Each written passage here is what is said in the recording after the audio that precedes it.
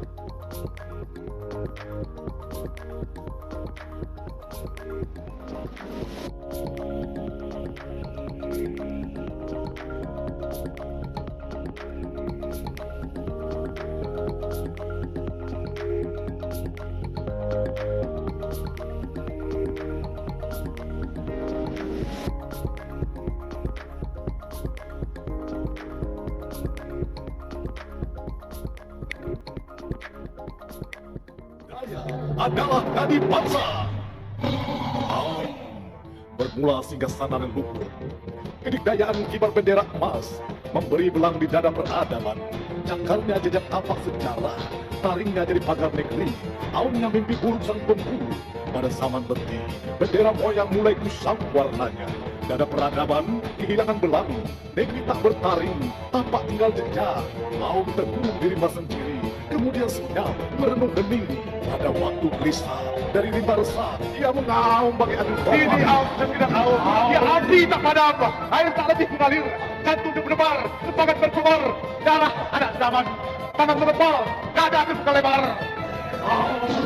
Melesatkan kadang diam, mengaum-ngaum ia, di jiwa, di kepala, di raga, merasuk di dada petani, di kepala pedagang, dalam peringkat bulu, semangat anak muda. Aum pada desa-desa yang jauh kota, aum di kota di wajah negara, aum pada negeri terkena udara, aum pada negara-negara bermarwah, aum pada bangsa-bangsa berjiwa. Merdeka! Ya pencerahan itu yang jadi kita ketika orang tanya, bang, ayo kita buat kumpulan pantun cinta atau pantun jenaka atau pantun apa, bukan itu misi kita adalah pencerahan. Jadi silahkan yang lain buat, kita semuanya temanya pencerahan, memberikan jadi karya kita ini bermanfaat bagi pembacanya. Semoga itu menjadi amal ibadah kita. Ya. Yes. Berarti kalau ingin jabatan sebetulnya sudah ada kesempatan ya. Dari tahun ya reformasi lah, tahun-tahun kan jadi semua. Tadi ya. Ya, kalau saya mau, saya tidak bisa kan, karena saya korban Orde Baru gitu. Orde Baru seperti Budiman Sujatmiko, di Tasari, semuanya dapat jabatan. Iya. Ya, kawan-kawan saya yang lain, ada yang jadi pengacara, yang jadi pengacara yang hebat. Saya mundur karena memang bukan itu tujuannya. Iya. Ya, Orang yang seperti ini yang harus kita dukung, karena ya apa nanti kalau sudah punya jabatan pun kalau tidak bisa memperhatikan pencerahan lagi ya untuk apa? ya, kawan kan lupa karena memang misinya pada semuanya bergerak karena untuk jabatan. Ketika mereka menjabat, mereka nggak melakukan apa-apa. Selesai. Ya. Karena misinya sudah selesai. Sudah selesai. Tujuannya itu. Kalau tujuannya adalah pada pencerahan, ya, pada perubahan, dia ketika duduk menjabat dia harus membuat perubahan. Tapi dia menghindar malah dari masyarakat. Masyarakat tidak pernah bertemu dia lagi, kecuali dia berkuar-kuar di televisi tentang kehebatannya. Oke. Nah, hubungannya dengan usulan Hari Puisi katanya ya sebagai penggagas juga ya? Gagas ya. Ya itu memang saya suka membuat sesuatu yang belum dibuat orang. Karena Di Rusia kalau nggak salah ada hari puisinya, ada dia. Jadi ceritanya begini, kita waktu itu ada acara di Korea Selatan. Di Korea Selatan itu pas di stasiun kereta api, menuju ke hotel kita berbincang dengan Pak Rida Filamsi, ada satunya namanya Pak Hasan EKS, itu dia ketua Dewan Kesenian Riau. Pak Rida ini baru pulang dari Vietnam, dia hari puisi dunia. Dia menceritakan begitu hebatnya Vietnam membuat hari puisi, sampai presidennya membuat upacara. Jadi seperti upacara Agustusan, kemerdekaan gitu, kalau sedang hari puisi di Vietnam. Jadi tanya ke saya, apakah di Indonesia sudah ada hari puisi? Saya bilang, setahu saya belum ada. Yang ada baru hari Khairi Anwar, yang bulan April itu ya. Bagus juga kita buat. Nah, gitu. Jadi awalnya berjalan seperti itu. Setelah itu kita perkuat, kita jadikan, kita kumpullah kawan-kawan. Kita cek lagi tuh, ada nggak hari puisi? Nggak ada. Ada memang di websitenya Perpustakaan Nasional tentang Hari Puisi Indonesia, tapi itu hari Khairi Anwar, bukan hari matinya Khairi Anwar ya, bukan hari puisi. Dan itu kita rayakan sebagai hari Khairi Anwar. Kalau seandainya waktu itu benar-benar sudah ada, kan gampang mencarinya. Siapa saja udah merayakan, nggak ada. Akhirnya kita buat, kita kumpulkanlah penyair dari Aceh sampai Papua, kita deklarasikan di Riau tahun 2013, 2012. 2012 saya deklarasikan, yang membaca deklarasi itu Presidennya Haji. Nah, setelah itu masuk 2013, saya tanya lagi di kawan-kawan ini gimana nih? Ini udah masuk ke tren pertama nih. Iya. Nah, ada yang mau berani membuat acara itu. Saya buatlah hari puisi pertama 2013 selama 1 minggu di Taman Semarduki. Spektakuler. Buat lagi hari puisi kedua sampai hari ke-7 saya menyelenggarakan. Hari puisi berikutnya saya serahkan ke kawan-kawan menjalankan karena sudah sudah mapan, sudah diperhatikan oleh pemerintah, silahkan jalankan. Mulai karena sekarang ini kan stamina kita harus kita jaga ya. Kadang-kadang semangat kita dengan tubuh kita tidak sama, ya kan? Iya. Kita punya mimpi, punya semangat, tapi tubuh kita nggak kuat. Kita baru merasakan itu. Setelah sakit berapa kali itu, jadi nggak bisa lagi ke sana kemari.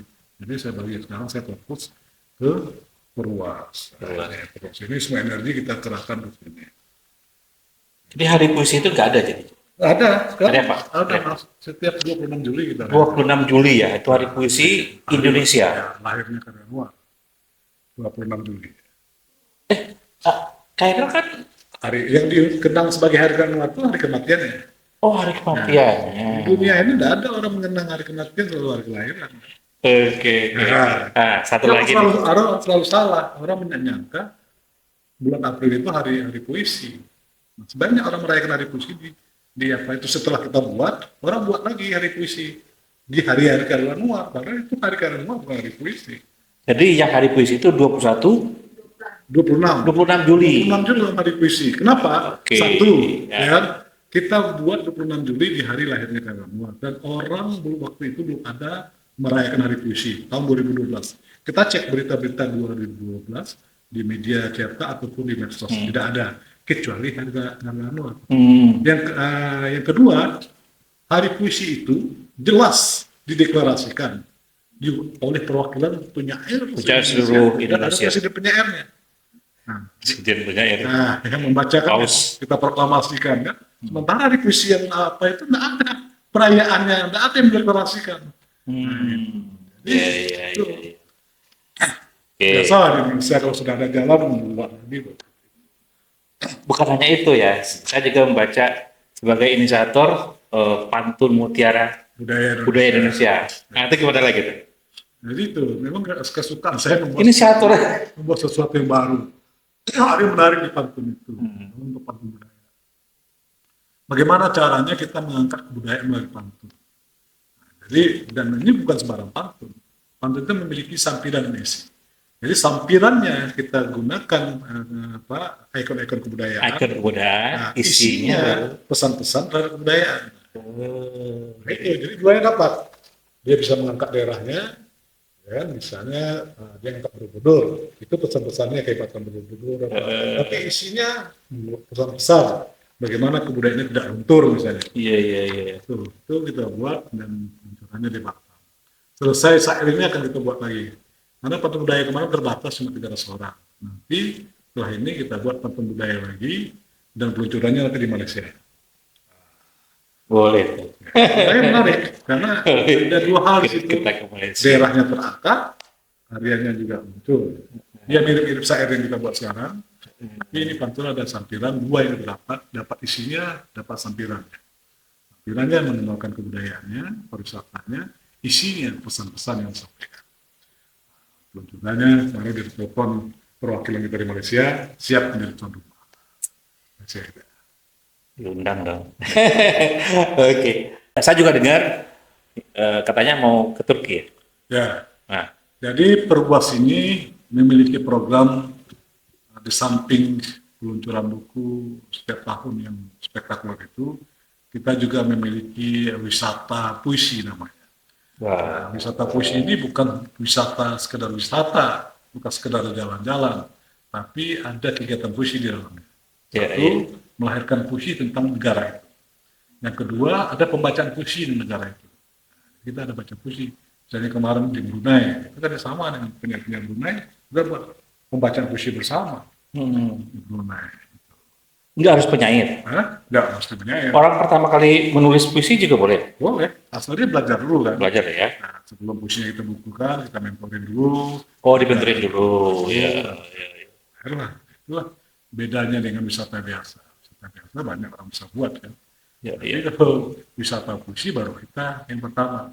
Bukan wisata biasa, tapi ada sejarah. Kita buat video puisi juga di situ. Jadi Nah, puisi dan nanti puisinya dibukukan. puisinya dibukukan, videonya kita YouTube-kan. Di YouTube Rumah Seni Asli, 60.000 subscriber kan. Udah gitu. Wih, 20.000. Itu bayangkan, aku aja belum pernah buat video klip di Brunei, baca puisi. Orang-orang tuh udah buat video klip baca puisi di Brunei ya. Itu Di ada Malaysia. timnya atau gimana? Ada tim. Ya kita kameramen ya. Pulang situ, video-video mereka udah. Boleh tuh. Nah, itu. Cari bukti dulu. Kan dia dan itu diangsur kan. 6 bulan diangsur. Kuotanya 75 atau gimana? 50. 50 ya? Turun lagi tuh. Oh, udah 40 lah. Kenapa harus 50? Karena kan kita bawa kameramen. Jadi dari 50 Iya, bisa iya, buat iya. tiket kan. Buat Udah balik. tiket. Udah sampai kita nombok kan. Iya, iya. Di situ. Kalau 40 orang juga dapat satu tiket. Jadi kita bawa kameramennya, hotelnya, dan sebagainya. Itu. Yang berminat ya siapa aja boleh ya? Boleh siapa aja. Asal punya paspor. Paspor. Saya berminat sih. Tapi kumpulkan uang dulu. Ya. Ada dua Turki di bulan Juni, ke Brunei di bulan November. Oh, Jadi yang kira-kira Brunei boleh tuh. Nah, yang pas-pasan duitnya. Biasanya Brunei ke ya. Brunei. Eh, Kira-kira ada tabungannya ke Turki. Oke. Silakan yang mau ikut. Juni dan Juli. Juni sampai Juli ke Turki, November di Brunei. Nah, yang kegiatan yang lagi digarap sekarang Sair ya. Nah, Sair. Nah, ini kan kebetulan juga nih ada teman-teman saya yang ingin menulis Sair. Kenapa Sair? Jadi kita memiliki misi mengangkat sastra klasik, sastra lama, puisi lama. Kenapa? Puisi-puisi lama itu memiliki kandungan atau kaedah sastra yang luar biasa. Ya, seperti pantun aja, pantun sudah kita angkat. Pantun itu memberi ruang kita menulis dengan bermacam-macam tema. Jika Anda ingin membuat puisi cinta, ada puisi cinta. Ingin bercanda-canda, ada puisi jenaka. Jika ingin memberi nasihat, ada puisi nasihat. Jika ingin membuat puisi pantun yang dengan sastra yang tinggi, dengan bahasa yang bermajas, ada namanya pantun hiasan. Nah, Hiasan. pantun hiasan itu Hiasan. pantun yang sastranya tinggi itu. Ya, seperti berburu kepada datar, dapat rusa berlari. Berguru kepala agar, ibarat bunga kembali. Itu kan sastranya luar biasa. Iya. Nggak langsung Itu kan? abadi ya, Itu. dia dihafalkan ya. Jadi Itu puisi-puisi luar biasa, pantun-pantun luar biasa. Gurindam juga. Gurindam itu kekuatannya pada sebab akibatnya. Coba yang memiliki kekuatan sebab akibatnya kuat, biasanya puisi itu abadi. Tidak hanya puisi lagu juga. Jadi kalau kita amati lagu-lagu di Indonesia yang memiliki syair sebab akibatnya kuat, lagu itu insya Allah populer. Itu sebabnya Roma Irama bisa terima lagunya. Iya, iya. Karena lagu-lagunya sebab akibatnya kuat. Dia nggak sadar tuh waktu saya ketemu dengan dia mengalir aja. Nah dia misalnya puisi lagunya begadang. Begadang sederhana kan, tapi sebab akibatnya kuat. Begadang jangan begadang kalau tiada artinya. Begadang boleh saja kalau ada perlunya. Nah, bila sering kena angin malam, segala penyakit akan mudah datang. Bila kena angin. Jadi sebab akibatnya kuat. Lagu itu langsung meledak. Iya. Orang belajar di situ ya. Iya, jadi itu yang dilakukan Rhoma Irama ketika dia populer dulu. Nah, dan kita amati lagu-lagu dulu juga seperti itu. Nah, jadi puisi itu seabstrak-abstraknya puisi lama, tetapi dia tetap logis. Nah, jadi nggak bisa juga kita mentang-mentang buat puisi itu surrealis, tapi tidak logis gitu kan. Aku ingin mengarungi pegunungan. Kata mengarungi nggak cocok untuk pegunungan. Ya kan? Jadi nggak logis dia. Iya. Nah, banyak sekarang dia untuk menciptakan majas, tapi dia penggunaan kata-katanya nggak benar. Nah, salah. Memang terdengar puitis. Puitis dan indah, tapi nggak logis ya. Logis. Puisi itu harus logis. Walaupun dia surrealis. Bisa sembarang-sembarangan. Aku meninju air. Masa air ditinju? Ya kan? Nah, apa kata kerja cocok untuk air? Menampung. Aku menampung air penantian. Misalnya kan? Iya. Air penantian itu yang jadi majas. Kalau aku menampung air bukan puisi. Kata dia saya. Ini ketika kita ketemukan kata sifat dan kata kerja, dia jadi puisi. Nah, di situ. Nah, itulah kita tertarik mengangkat sastra lama. Pantun sudah, gurindam sudah, sekarang kita masuk ke sair. Sair. Nah, sair ini apa kelebihannya? Sair ini kelebihannya adalah kita bisa menyampaikan cerita, kisah-kisah yang terjadi pada bangsa kita. Sejarah ya. Sejak bisa mengangkat sejarah, bisa memberikan nasihat juga, gitu kan. Nah, itu disampaikan dengan bahasa sair.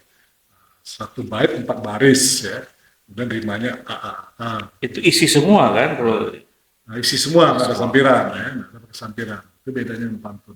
Kalau pantun ada sampiran, ada isi. 2 baris sampiran, 2 baris isi. Sair isi semua sampai habis. Nah, tanda-tanda sair di Melayu itu ada pembukaannya, tidak ada penutupnya. Itu. Sekarang alhamdulillah sudah mulai mendaftar sekitar 750 orang di Indonesia. Yang sudah lolos sekarang sudah 400 orang. Target Karena kita 1.200. kalau bisa 2023. Karena ini program kita yang terakhir 2023 tahunnya banyak. Oh, 2023. Mudah-mudahan sampai. Iya. Ini kita udah buat cabang-cabang perwakilannya. Sumatera Barat kita mempunyai komitmen untuk 300 penulis. Riau 400. Aceh 300, itu udah 1.000 tuh Sumatera. Nah, belum lagi Korea, Kepulauan Riau 200, sudah 1.200. Malaysia 200, sudah 1.400. Ya, NTB 100, sudah 1.500. Kalau DKI bisa 100, sudah 1.600. Jawa Barat 100. Sampai ke 2023. Iya. Jadi kita, kalau itu terjadi, kita bawa pawai budaya. Nah, Kan menarik kan, soal itu kita jadikan pawai. iya. Mau menampilkan apa dia? Imam Bonjol dari Sumatera Baratnya, Iya. Raja Ali Haji dari Kepri-nya, Angkuah, kan? Nah, kita buat namanya pawai alegoris. Pawai alegoris itu menceritakan tentang kisah-kisah pahlawan-pahlawan di daerah-daerah. Kan menarik di depan itu, ya, kita buka yang mesin band, di samping itu baru rombongan-rombongan ini. Inilah tuan rumah di Jakarta. Ya, Itu di tim. di tim. Tapi jalan Cikini itu kita pawai Dari jam segini muncul si Pitung situ, Musni Tamrin situ. Iya. Dengan kita sampaikan syair-syair memperkenalkan itu. Luar biasa. Mestinya buat ini negara. Ya. Negara, kalau negara turun tangan selesai ini. Ya, tapi nggak apa-apa dengan tidak dibantu negara pun kalau kita bersatu bisa. Iya. Semua peserta diundang atau bagaimana? Kalau nanti pesertanya sampai 2023, ya, maka mungkin kita batasi 1.000 orang aja. Yang diundang. Ya, Kalau yang diundang itu biasanya punya kontribusi lagi atau bagaimana? Biasanya kalau kita nggak dapat sponsor, Eh. nah, mereka membiayai hotel, tapi makan kita tanggung. Lumayan juga kan? Iya, iya, Kemarin iya, kita iya. nampung 300 orang ya, hampir berapa itu. Berapa kali? Itu hotelnya kalau mereka bayar sendiri lebih mahal, kalau melalui kita Ya, kita diskon. kalau nggak salah nginep, orang-orang yang dari daerah itu kan Nginep. tuh. Ya, Ah, nginep. nginep gitu kan. Nah, kalau dia langsung 450.000 situ nggak dapat makan, nah yang kita personal itu dapat makan 3 hari ya, nah kita subsidi makan ya. Kalau besok ini mungkin lebih murah karena kita pakai hotel tim itu udah jadi. Sudah jadi. Udah jadi hotel yang apa itu paling satu kamar 200.000 bisa 4 orang. Nah, berarti kan 50.000 cuma satu orang. Iya. Ya, itu bisa terbantu. Iya, Tapi terbatas cuma harus nginep ya, harus ini ada 3 hari ya. walaupun orang Jakarta. Jakarta enggak. Orang daerah. Tapi ada juga orang Jakarta yang ingin bergaul kan. Iya. Kalau saya pulang aku nginep lah. Ada banyak. Masa nanti saya nginep, biar tahu situasinya seperti apa. Kalau dia bergabung, apalagi yang punya konten kan diwawancara bagaimana menurut Anda?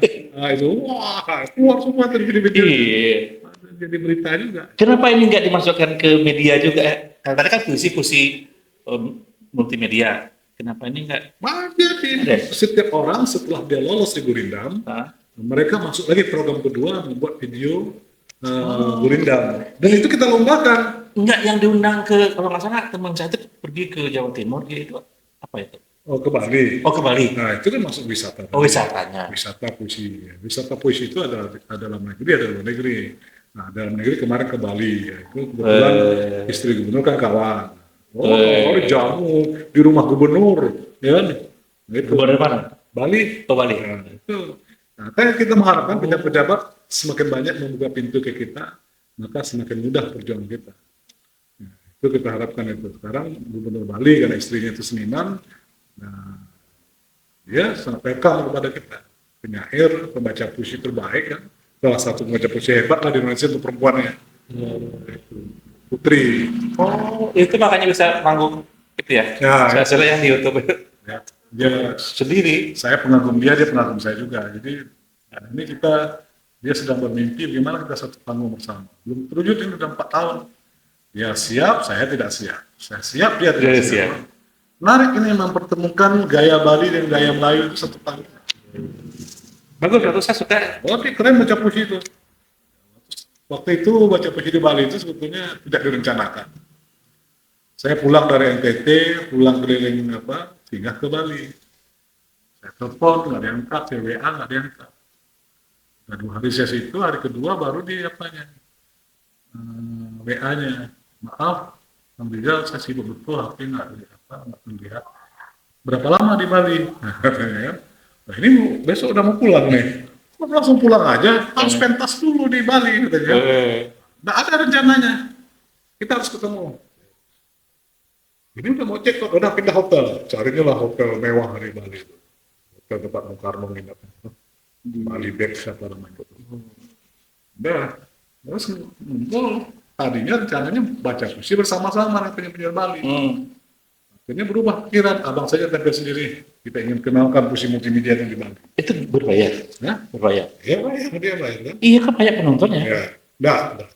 Oh, Tapi yang disponsori ada sponsornya. kayak yang disponsori pemerintah. Ya pejabat juga banyak yang hadir kan. Gitu. Jadi oke, kapan tempat? Besok. Ini langsung besok ini memang baca puisi biasa. Saya kan harus siapkan videonya dulu. Saya harus Iya. persiapan dulu, menyusun-nyusunnya dulu. Kasih dong 1 hari lagi. Dengan waktu 1 hari persiapan langsung acara. Iya. Luar biasa. Disiapkan langsung oleh TV Bali dan itu. Hampir 1 jam durasi acaranya. Saya baca puisi kita 40 menit. Yang sisanya ada bintang tamu dan diskusi memberikan pencerahan kepada penonton. Itu. Nah, itu menariknya kita kalau bertemu dengan pejabat-pejabat yang memiliki apresiasi yang baik pada budaya dan sastra. Langsung nyambung. Tapi kalau tidak, mereka menganggap budaya dan sastra ini menghabiskan desain uang. Nah, itu. Padahal memang budaya ini harus disubsidi. Iya. Tapi yang didapatkannya, kalau kita subsidi, didapatkannya tidak dalam bentuk uang. Tapi dalam bentuk martabat, dalam bentuk pencerahan, banyak. Jati diri. Itu yang banyak sekarang pejabat-pejabat kita tidak memahami. ada yang kita kontribusi, kita subsidi yang kita dapatkan bukan baliknya dalam bentuk ekonomi, tapi dalam bentuk pencerahan, dalam bentuk karakter bangsa. Itu sekarang semakin berkurang. Nah, dulu hampir di Riau terutama dan Riau dan Kepri itu gubernur, bupatinya, orang-orang memiliki latar belakang budaya yang kuat. Sehingga banyak program-program budaya bisa kita ciptakan. Jadi kembali lagi ke Sair, ayo ikut program Sair ini, karena Terutama Jakarta ya, Jakarta ini tuan rumah loh. Jakarta ini selalu tertinggal ya, pesertanya tidak pernah sampai 100 orang. Padahal gurunya di Jakarta ini mungkin sampai 10.000 orang ya. Lebih ya. So, dari 10.000 orang, kalau 10.000 orang 100 saja nggak ada. Ya kan? Nah ini mudah-mudahan di Sair ini bisa, dengan Sair ini kita bisa mengangkat kehebatan Jakarta, pahlawan-pahlawannya seperti Sri Tamrin, si Pitung legendarisnya, kemudian makan-makanan Kuliner Betawi, gamang kromong, lenong, semuanya angkat di situ. Karena kita tuan rumah ya. Tuan rumah nanti apalagi ada pawainya, langsung disebut inilah Jakarta, cuma 10 orang aman. Ya kan? Nah, inilah dia Papua, ada 20 orang, kita kalah kita dengan Papua. Ya kan? Kita yang jadi tuan rumah. Jadi Jakarta, ayo ramai ikutkan ini. Dengan mengikuti Sair ini, ya, kita telah memberi kontribusi kepada bangsa dengan mempertahankan dan mengangkat sastra lama, sekaligus memberikan pencerahan kepada bangsa. Baik, terima kasih, menarik sekali.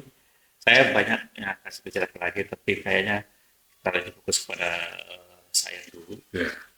Saya pertama kali ke sini tadi nyasar dan saya sangat terkesan. Mudah-mudahan ini bukan yang terakhir. Oh, terima kasih. Oke, sip. Ya.